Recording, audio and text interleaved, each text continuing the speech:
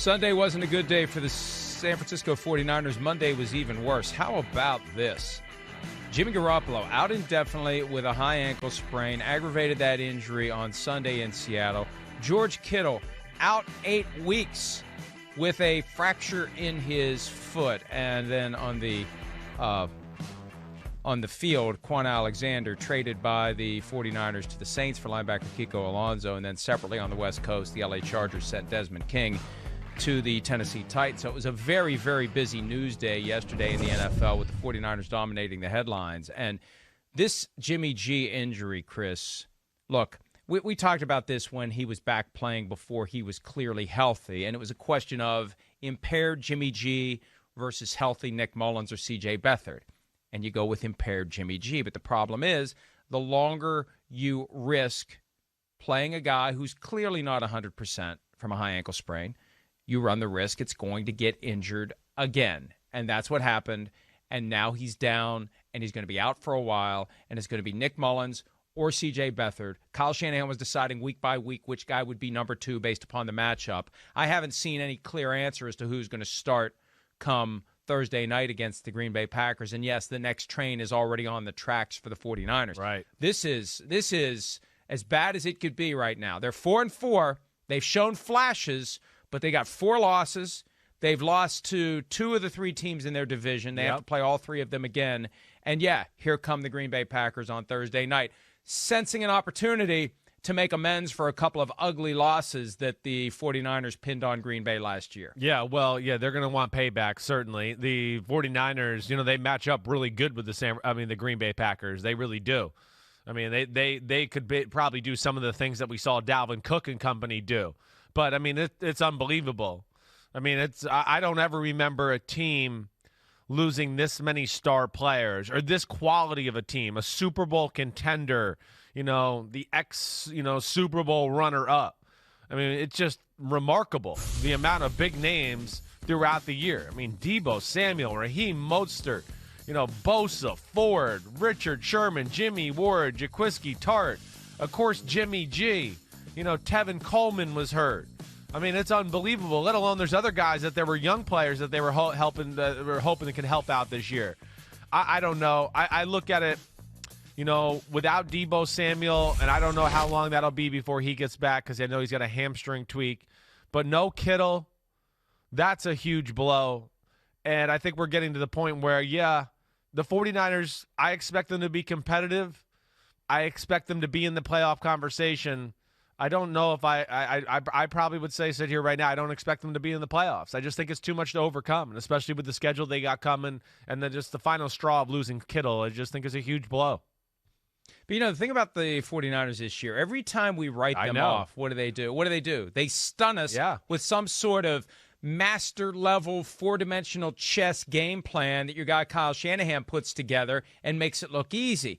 And then when we start buying in and breaking out the 49ers colors and wearing the hat and foam finger, then they look like crap like they did on Sunday against the Seahawks. So you just never know what you're going to get from this team.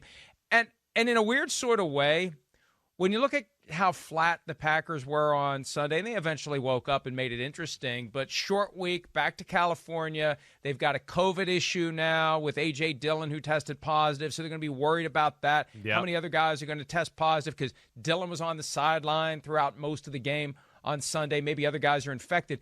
Maybe there's an opportunity to get the Packers when they were a little wobbly on a short week. Maybe whatever got into them on Sunday against the Vikings is still there. So, your guy Kyle's not going to concede. No. He's going to bust his ass even harder to try to win this game on Thursday night. No, definitely. In fact, I think it stinks for Kyle that the game's on Thursday night, though. It takes another 3 extra days of Kyle again to lose that few extra hours of creativity and scientific, Madden scientist type of stuff.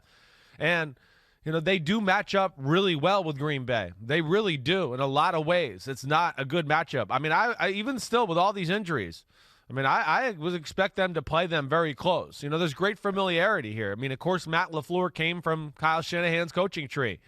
Shanahan coached with Mike Pettin when he was the head coach of the Cleveland Browns. Shanahan was the OC. So that's part of the reason why I believe he had his way with them last year. He knows them better than they know him. and he was able to expose some of the things that they do. But, yeah, I think they're still going to be, a pain in the butt, really good in the conversation. But, man, when you lose that many good players, I just don't know if you can grind out consistent wins week after week after week. And that's where it'll be tough. And it's not like their schedule is easy either. You got the yeah. Go ahead. Before you do the thing that would get me called out on bingo. Right. Let's remember what happened the last time the 49ers and the Packers got together in January. 285 rushing yards for the San Francisco 49ers that day. 8 passes thrown by Jimmy Garoppolo for the San Francisco 49ers. And look, I know, Raheem Mostert, who had 220 yards that day, is not there, but plug someone else in, and off they go. Jerick McKinnon will be the guy, or maybe JaMychal Hasty, or whoever's healthy that day will be the guy, and they can continue to do it. Look at what Dalvin Cook did, and I know that the best running back on the 49ers roster isn't close to Dalvin Cook, but it's not about being Emmitt Smith or Barry Sanders or Adrian Peterson if you're a 49ers running back. It's about running the plays that are called, and they're going to work. And Kyle's going to come up with dial up last year's game plan, rip through that defense. That defense is already demoralized. Definitely. They may not have Aaron Jones offensively. So I just think that there's reason for some optimism here. I'm not going to automatically say the Packers go out there and knock out the 49ers. I think the 49ers are going to give them a hell of a fight. And I think back to last year. And the more I envision what happened last year, maybe it's going to happen again. Hi, I'm Mike Tirico, and thanks for watching. Make sure to hit subscribe for the latest news and highlights from NBC Sports.